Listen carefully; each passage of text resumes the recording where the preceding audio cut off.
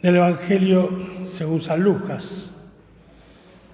El año 15 del reinado del emperador Tiberio, cuando Poncio Pilato gobernaba la Judea, siendo Herodes tetrarca de Galilea, su hermano Filipo tetrarca de Ituria, y Traconítide y Lisanias tetrarca de Abilene, bajo el pontificado de Anás y Caifás, Dios dirigió su palabra a Juan, hijo de Zacarías, que estaba en el desierto. Este comenzó entonces a recorrer toda la región del río Jordán, anunciando un bautismo de conversión para el perdón de los pecados, como está escrito en el libro del profeta Isaías. Una voz grita en el desierto: preparen el camino del Señor, allanen sus senderos. Los valles serán rellenados, las montañas y las colinas serán aplanadas. Serán enderezados los senderos sinuosos y nivelados los caminos desparejos.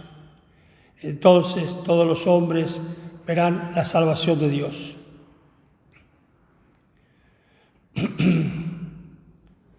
La gente le preguntaba: ¿qué debemos hacer entonces?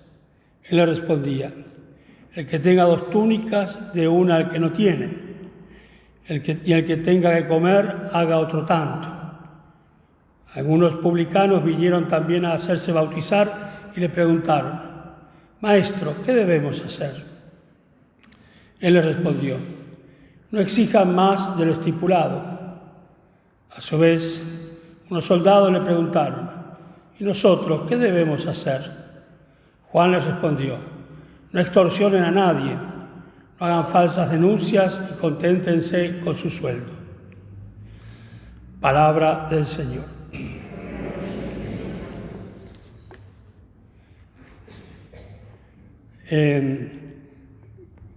Un breve comentario que no va a ser propiamente de la meditación, ¿no? Acá Juan cita un texto de Isaías. Una vez, predicando yo en la catedral, ¿no? Isaías, hay el primer Isaías, el segundo Isaías, el tercer Isaías, y andás tan perdido por los Isaías que en realidad tampoco nunca me preocupó mucho. Pero yo un día, citando el texto, no sé si era pero era Isaías, menina, citando el texto, yo dije que era, pongámosle, el segundo Isaías. Es un peligro cuando tenés a alguien que pasó por los estudios del Sedier. Vino mi nina, que está acá ahora, vino y me dice: padre, no ese es el segundo Isaías. Ese no es el segundo Isaías. Digo: mi nina, solamente a vos. Digo, enganchaste con él. Justo vos tenés acá. Bueno, es así, no nada más que un comentario divertido. Empecemos. Adviento corresponde las 4 semanas antes de Navidad, en las que preparamos la venida de Jesucristo. Entonces, ¿qué quiere decir? Digamos que el Adviento, como ya lo hemos dicho seguramente, y también los que no estuvieron en otras misas este domingo, el acento del Adviento es la espera. Esperamos al que ha de venir. Y por eso que también en el contexto de lo que es la liturgia del Adviento, la espera, esperamos al que ha de venir, también como, digamos, algo muy fuerte en el Adviento es el tema de la esperanza. Entonces, ¿qué quiere decir? Lo que nos preguntamos: esperar y preparar esta venida. Ciertamente que no es una ficción, es un teatro, ¿no? El Señor ya vino, sino que es una actualización sacramental de nuestra historia de la salvación. Cuando nosotros decimos que el Señor viene, estamos diciendo que el Señor vino, pero que viene y que vendrá. Y cada vez que lo actualizamos en la liturgia, los sacramentos, el Señor está viniendo. Por lo tanto, dice, en primer lugar quiere decir mirar atrás, hacia aquel acontecimiento trascendental ocurrido hace más de 2000 años y querer revivirlo con toda la intensidad. Cuando decimos, ven Señor, la espera, el deseo de la venida, lo primero entonces, nuestra mirada se vuelve a la mirada histórica, la venida del Señor.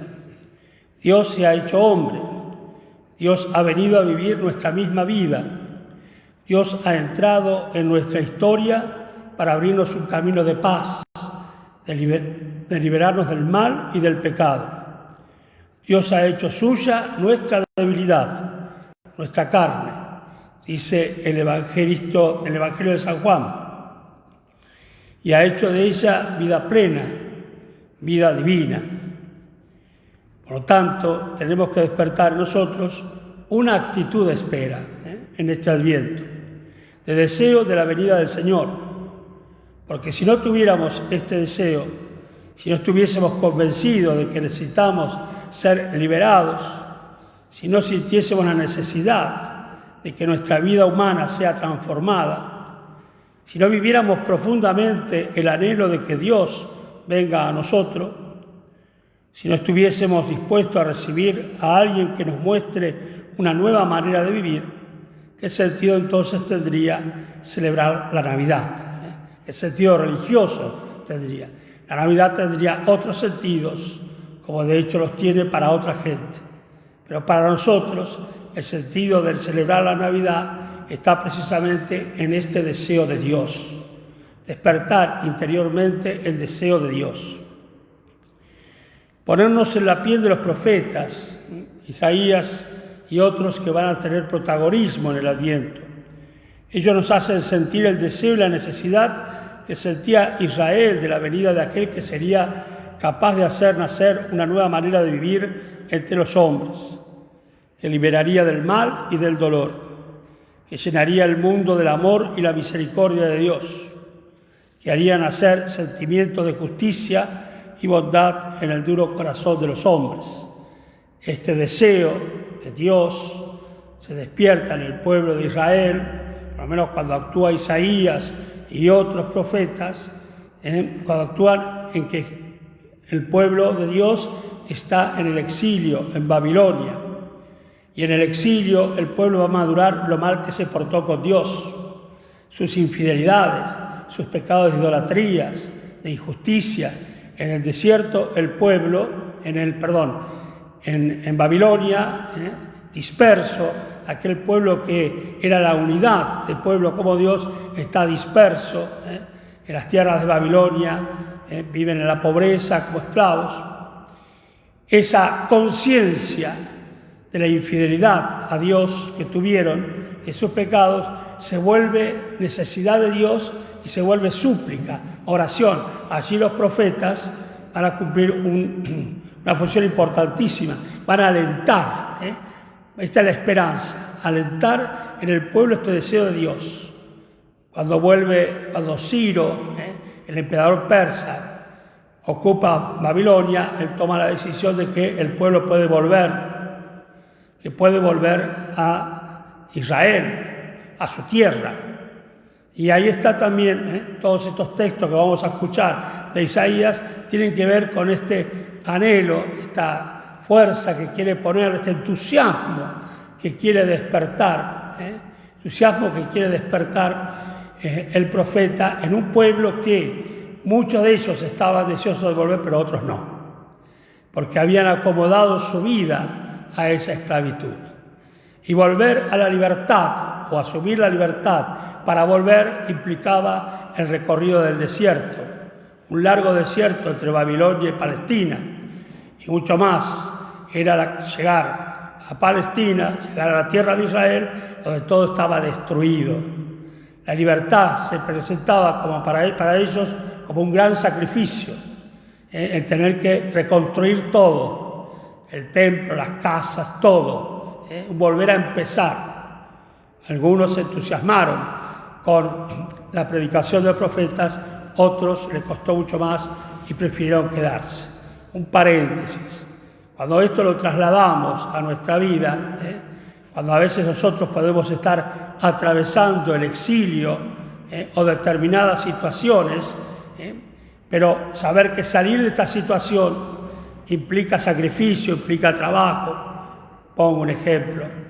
una vida semidestruida, como puede ser una persona que está esclavizada en el vicio y tiene la posibilidad de salir, pero ese salir va a implicar dolor, va a implicar llanto, va a implicar esfuerzo, y ahí está entonces la tentación, entre ir hacia la libertad de una vida recuperada, una vida sana, una vida plena, entre ir hasta allá o abúlicamente permanecer en ese estado de destrucción y convencerse a sí mismo que ese es su suerte, ese es su lugar. Cierro el paréntesis.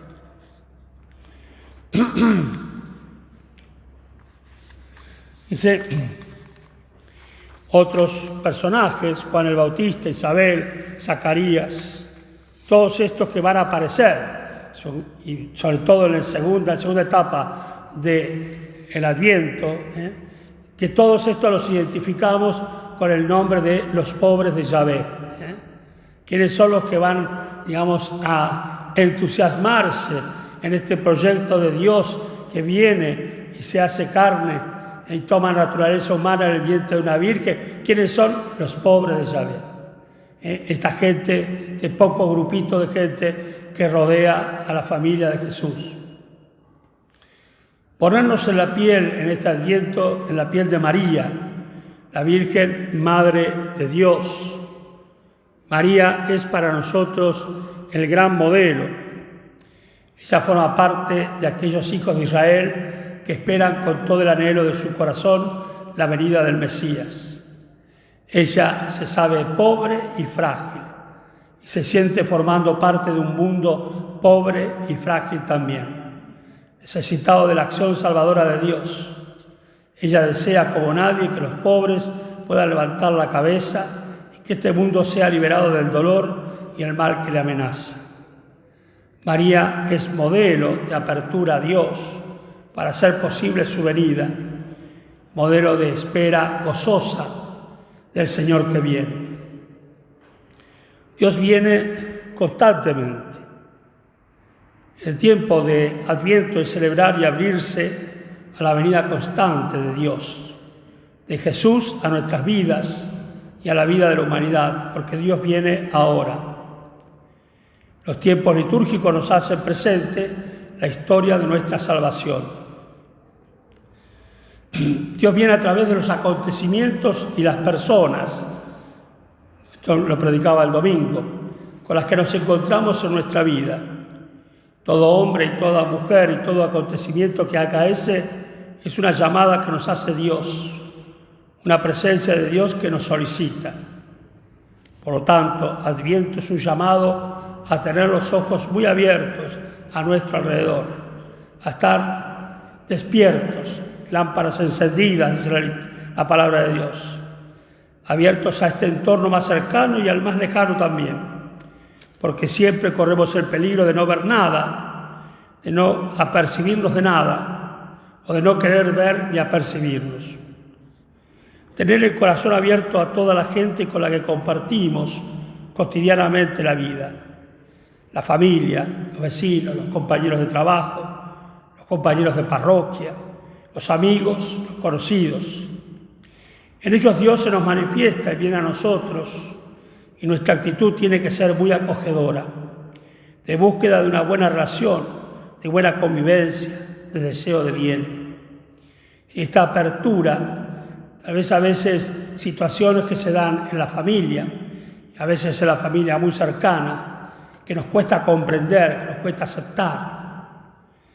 Una noticia que no esperábamos, de un joven o de un adulto, pero ¿cómo es esto? ¿Cómo puede ser? ¿Por qué me decís esa noticia que no esperabas? Esa noticia que no esperabas también te reclama tener un corazón abierto, para no endurecerte, cerrarte ante esta que viene y te cuenta algo que realmente puede trastocarte. Por tanto, entonces esto, ¿no? Dios viene a nosotros, en las personas y en los acontecimientos, en los cercanos y en los lejanos, en los acontecimientos gozosos y en los acontecimientos dolorosos, en aquello que nos sorprende, en aquello que nos trastoca, Basta tener un recorrido por la Sagrada Escritura y vamos a ver cómo Dios siempre está sorprendiendo al creyente. Tener el corazón abierto a los que están en las periferias de toda existencia humana. Tengamos presente, por ejemplo, el ciego de Jericó. Estaba fuera del camino, gritaba y reclamaba la atención de Jesús. Jesús, hijo de David, ten piedad de mí. Todos lo querían callar, todos lo hacían callar, que no molestara. Jesús tuvo atención de él, lo llamó, le devolvió la vista y lo introdujo en el camino. Él estaba en la periferia y por la acción amorosa y misericordiosa de Jesús, que tuvo un oído atento a una súplica que lograba sobreponerse sobre el griterío de la gente que acompañaba a Jesús, y Jesús lo atendió, lo recibió y lo introdujo en su camino, que es camino de vida, de plenitud. La gente le pregunta entonces a Juan, preguntaba, ¿qué hacemos? ¿Qué podemos hacer? La pregunta que podemos hacernos en el Adviento y ahora cuando exponga el Santísimo Jesús. Maestro, Jesús, amigo, ¿qué puedo hacer? ¿Qué puedo hacer en este Adviento? Pedir con la apertura de la mente y del corazón, ¿qué puedo hacer? Y tal vez está muy cerca tuyo lo que podés hacer, pero no lo queremos ver. Son esas autodefensas también que ponemos, porque tomar determinada decisión, puedo hacer esto para ayudar a fulano, me puede comprometer en tal cosa, bueno, Maestro, ¿qué podemos hacer? Juan dice, el que tenga 2 túnicas, que se las reparta con el que no tiene. El que tenga comida, haga lo mismo. Juan pone como el hacer de lo inmediato. Juan también sorprende, porque podía haber dicho, ¿qué podemos hacer? Ya venía diciendo, conviértanse. Yo corté el texto, le da bravo a los fariseos. Juan le dice cosas muy duras, pero se lo corté, no me interesaba ese texto ahora, pero digo, ¿qué podemos hacer? Él podía haber dicho, bueno, es momento de entrar en el templo, es momento de ir, convocarse, formemos grupos y que estemos en la causa de Jesús, que viene el Mesías. Y dijo algo tan simple que a cada uno le dijo aquello que le calzaba, porque era con lo que ellos vivían.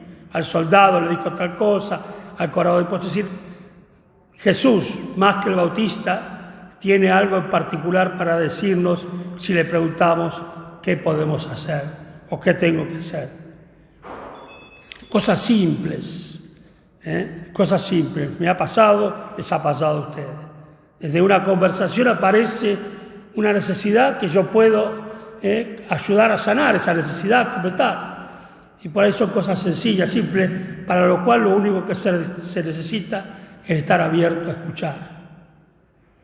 Tener el corazón abierto también a esa otra gran venida constante de Dios, la oración, la comunidad eclesial, la Eucaristía. Dios está viniendo. Pero puede ser que Dios venga en una comunidad eclesial que es conflictiva, que tiene sus dificultades de relación, dificultades. Puede ser que Jesús sí, porque viene para sanar. Si esa comunidad eclesial está abierta a un encuentro con el Señor que sana, posiblemente va a sanar sus relaciones. Las va a sanar, porque está abierta a ese encuentro de sanación. En una comunidad eclesial que no es, digamos, un armado, una ONG, sino que es una comunidad de fe, que por supuesto, como toda comunidad de fe, atraviesa momentos oscuros, difíciles, pero si está abierta, y abierta a la verdad, y la verdad es Dios que viene, esas cosas se va a iluminar y se va a sanar. Cuando lo buscamos a Dios en el diálogo amoroso, en el compartir con Él, que es Padre, compartimos nuestras cosas. A veces tenemos hay cosas que a veces no nos esclavizan grandes miserias, nos esclavizan cosas pequeñas, pero que nos aferramos a ellas y nos dejamos que como que nos llenen de nudos, que nos aten. Estupideces a veces. Y conoce nuestras ilusiones cuando dejamos que Él sea realmente nuestro compañero de camino. Jesús conoce nuestras ilusiones. Viene a nosotros entonces cuando nos reunimos en su nombre, como comunidad de creyentes, como iglesia. Él mismo lo ha dicho, donde estén 2 o 3 reunidos en mi nombre, yo estoy en medio de ellos. Dios viene a fecundar todas nuestras realidades eclesiales. En cada domingo la Eucaristía Dios viene a nosotros. Qué importante, en la post-pandemia, donde tantos hermanos han quedado por el camino, no porque se hayan muerto ni porque sigan enfermos, sino porque perdieron el entusiasmo de Dios, por Dios, porque perdieron la nostalgia de Dios, porque un día dijeron me da lo mismo ir que no ir, ¿no? Entonces, ¿cómo hacer para que en estos hermanos vuelva a despertarse el deseo de Dios, para recuperarlos en la Eucaristía dominical, en esa Eucaristía donde decimos amén al Señor que se da a mí, a nosotros, en la comunión de su cuerpo santísimo, y decimos amén al Señor que se me da en la comunión de su cuerpo eclesial. Importante que tengamos siempre en cuenta esto. Cuando comulgo, digo amén al cuerpo sacramentado de Cristo, pero digo también amén al cuerpo eclesial de Cristo. Cristo viviente entre nosotros y con nosotros y en nosotros. Por último decimos, esperamos la espera de la venida definitiva del Señor. Decimos, ven Señor Jesús. Este es el horizonte final de nuestra existencia. Compartir con toda la humanidad la vida plena de Dios. Será entonces el término de todo, cuando vendrá Jesús y transformará definitivamente nuestro mundo y nuestra vida, para que sea para siempre vida de Dios, reino de Dios. Esta esperanza en la segunda gloriosa venida del Señor nos da alegría y paz, pero también es una llamada a la responsabilidad. ¿Cómo podríamos entrar en la vida de Dios si hubiésemos vivido en este mundo encerrados en nosotros mismos, desentendidos de los demás y de Dios? Dicho de otra manera, ¿cómo podríamos entrar en la vida de Dios si hubiéramos vivido sin ningún interés por ninguna otra vida que no fuera la mía, la nuestra privada, individual, egoísta? Inmediatamente me viene a la memoria la parábola de el rico Epulón y el pobre Lázaro. La desgracia del rico Epulón no fueron sus banquetes, sino su vida centrada en su banquete, su corazón para sí mismo, sus pensamientos para sí mismo, su soberbia, su orgullo, su vanidad, que lo volvieron ciego y no pudo ver al que estaba en la puerta. Por eso, estar abiertos de corazón, abiertos de mente, abiertos en la inteligencia y la voluntad para poder ver al que está a la puerta y me espera. Porque el que está en la puerta es el mismo Señor que se vuelve mendigo de mi amor, mendigo de mi tiempo, mendigo de mis palabras, mendigo de mis silencios, mendigo de mis caricias, mendigo. Dios se vuelve mendigo en cada hermano. Y en ese encontrarme con Él y en la apertura a ese Dios que se vuelve mendigo de mí, estoy preparando entonces la posibilidad del encuentro definitivo cuando el Señor venga en su gloria, o del encuentro definitivo cuando me sorprenda la muerte. El Adviento es también un tiempo para escuchar la palabra de Jesús que dice, tengan cuidado, no se eche esa cosa que se les eche encima y de repente aquel día y queden al margen. Vivir la esperanza. El Adviento es por encima de todo una llamada a vivir la esperanza, a vivirla ahora en nuestra vida personal y en la vida de nuestro mundo. Hay gente que no espera nada, porque creen que ya lo tienen todo. Satisfechos de sí mismos, no necesitan nada, no esperan nada, porque se tienen a sí mismos y nada más. Hay gente que no espera nada porque se han desengañado de todos. La vida ha perdido para ellos sentido e interés. Y son incapaces de tener anhelos de esperanza, ni para ellos ni para los demás. Han perdido el sentido de la vida. Esto es real y es triste. También Dios puede ponernos en situaciones, no que la vivamos nosotros, pero encontrarte con alguien que no tiene ganas de vivir o que ha hecho de su vida un sinsabor y vos puedas como instrumento de Jesús, que es nuestra feliz esperanza, alentarlo, darle esperanza, ayudarlo, valorarlo, hacer que se descubra a sí mismo y que en él pueda ver todavía. Dios ha puesto algo en él y él todavía no lo descubrió, no lo vio. Los creyentes estamos llamados a vivir la esperanza, al igual que los hombres y mujeres del Antiguo Testamento. Debemos darnos cuenta, por eso el tema de la apertura de uno mismo, de quiénes somos, ver y experimentar nuestras propias debilidades. También un momento en la conversión del Adviento. Ver nuestras debilidades. ¿Cuáles son tus debilidades? ¿Cuáles son las mías?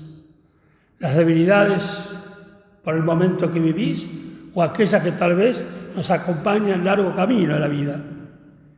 La debilidad del dolor o la enfermedad, la de las carencias económicas, la inseguridad del trabajo, la perplejidad ante el futuro, la debilidad de la soledad, de las rupturas, de las tensiones, de las relaciones humanas que no funcionan como deberían, la debilidad del mal y del pecado que hay en nosotros.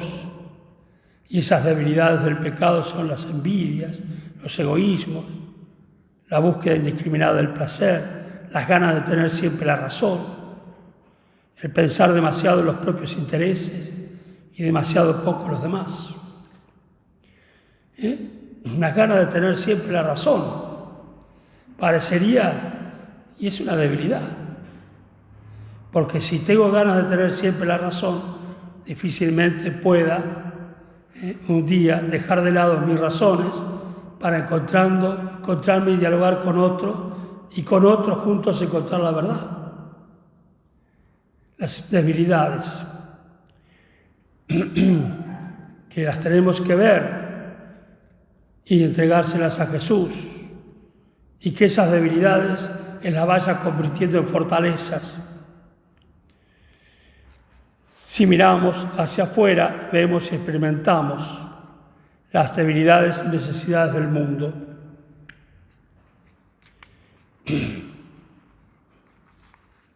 Jesús en el Evangelio se acerca a la gente que se encuentra en su camino y les ayuda a despertar la esperanza que llevan en su interior. Jesús se acerca a los ciegos, a los rengos, a los leprosos, a los enfermos de toda clase, los cura, cumple las aspiraciones que abrigan en su corazón, una aspiración y un anhelo muy nobles. La imagen, por ejemplo, de Jesús con la samaritana. Tenemos una imagen hermosa ahí de cómo Jesús despierta la esperanza en esa mujer que había hecho de su vida la rutina de ir a buscar agua al mediodía al viejo pozo de Jacob. Y en el encuentro con Jesús, Jesús despierta en ella una esperanza que estaba allí, pero en la rutina se había dormido esa esperanza, Y ella despierta y corre y se vuelve apóstol, vuelve misionera, trae a la gente. ¿Cuántos textos del Evangelio que podíamos encontrar donde vemos concretamente Jesús despierta la esperanza? Y no duden que lo que hizo Jesús también lo podemos hacer nosotros. Jesús se acerca a los pecadores. Zaqueo, la pecadora que le traen para que la condene, y él la rescata del odio de los que la quieren matar y la rescata de su propia miseria, de su pecado, y le dice que no puede vivir sin pecar.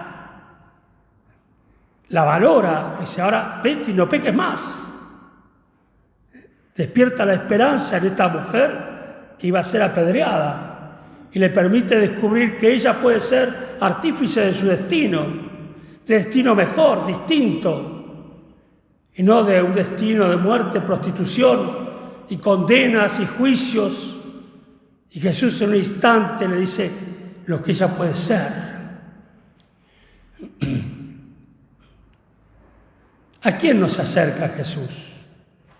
Nos acerca a los fariseos. Hay encuentros con los fariseos, pero no hay acercamiento. Jesús no se acerca con ellos. Hay encuentros porque los fariseos lo buscan a él para ponerle trampas, los sacerdotes, Pilato, Herodes.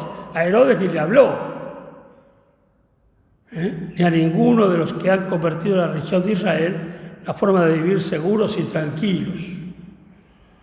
Ojo, que yo también me podía preguntar, y en el contexto de hoy, ¿Jesús se acercaría a mí? Tengo una larga lista de quienes Jesús nos acercaría, porque es más fácil escribir la lista de otros, ¿no es cierto? Tengo una lista, todos tenemos una lista, ya sé por quiénes van pasando por la cabeza, no caigamos en la tentación. En la lista de quienes Jesús nos acercaría, pero en esa lista no puedo estar yo. También, preguntas sencillas que me pueden ayudar a ser mejor, a estar más cerca de Dios, a convertirme, porque de eso se trata.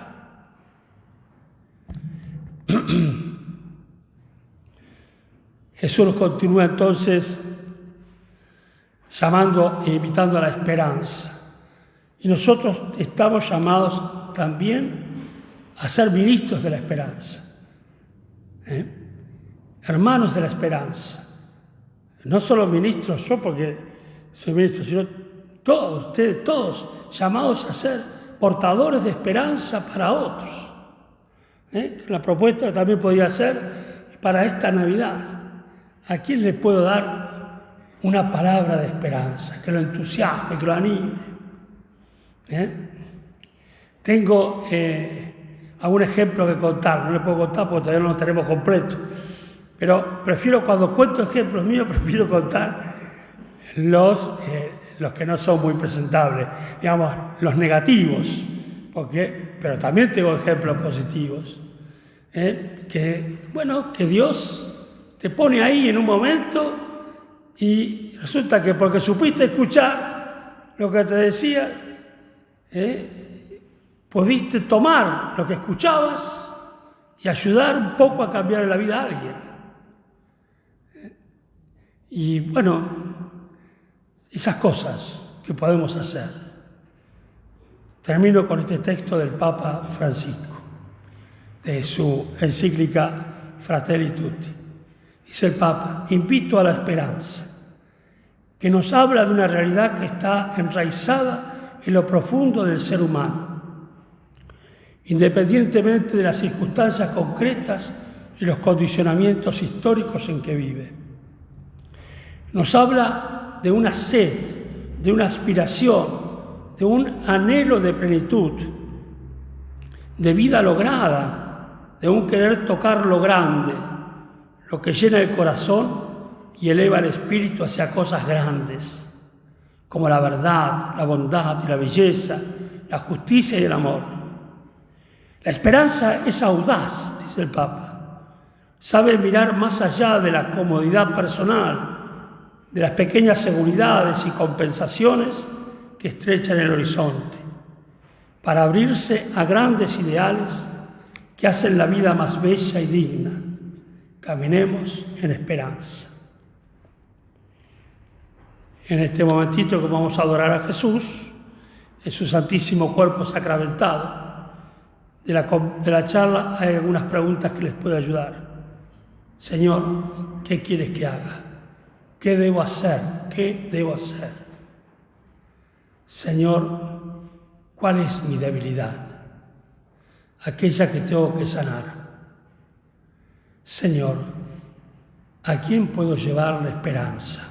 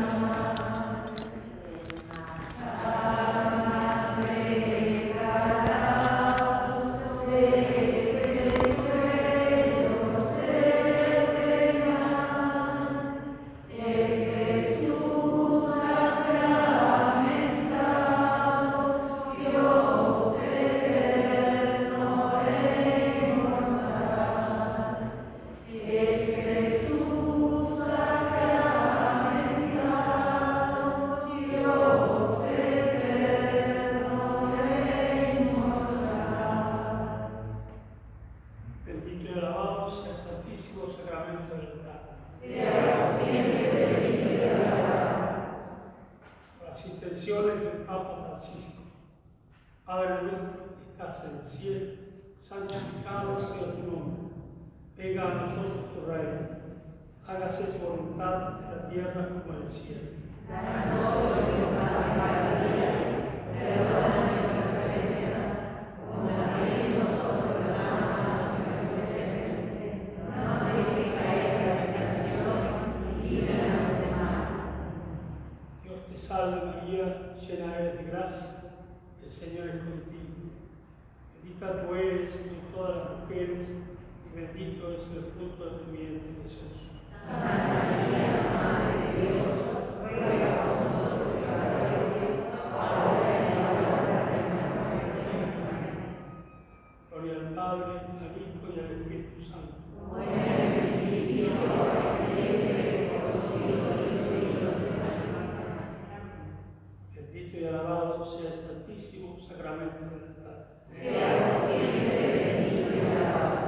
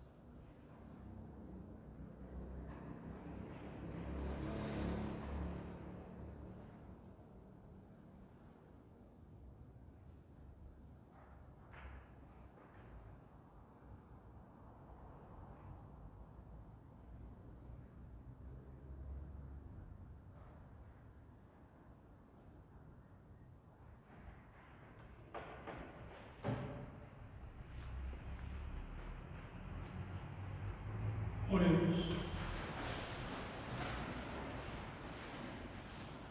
Dios nuestro, que has enviado a todos los hombres la sangre preciosísima del Cristo unigénito,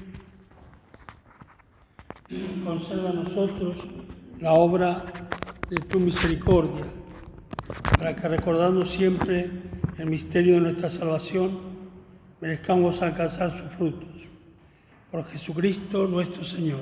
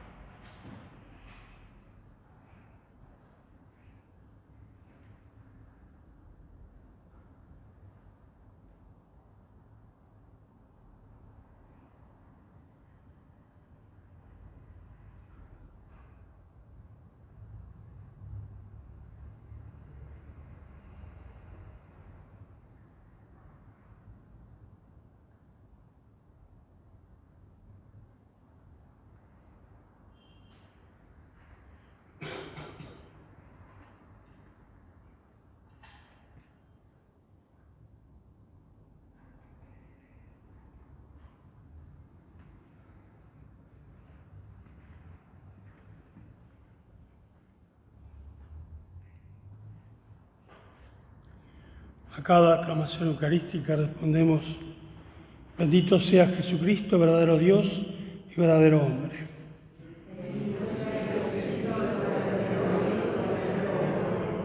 Que sea bendito en su nacimiento eterno en el seno del Padre.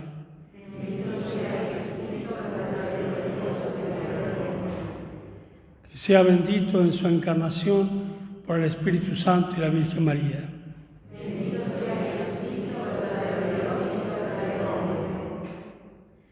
Que sea bendito por haberse hecho semejante a nosotros en todo menos en el pecado.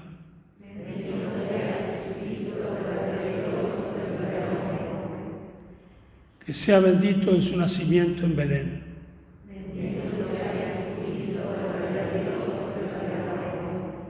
Que sea bendito por su vida de pobre y de trabajador en Nazaret.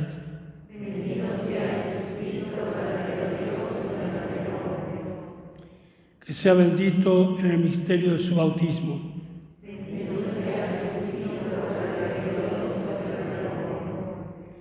Que sea bendito en el misterio de su ayuno y de su tentación en el desierto.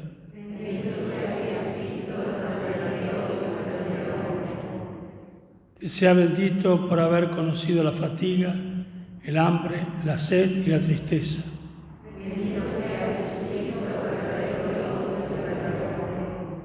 Que sea bendito por su predicación de la buena noticia.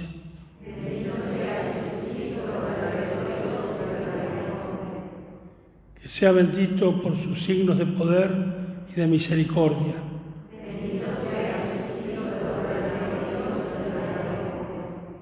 Que sea bendito por su amor y su obediencia hacia el Padre.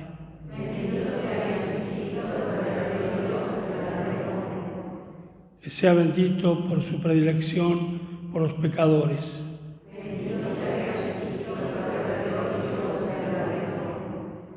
Que sea bendito en su pasión y su muerte en la cruz.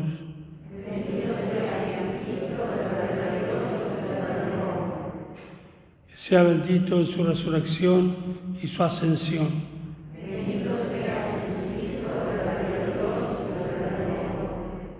Que sea bendito por su eterna intercesión ante el Padre.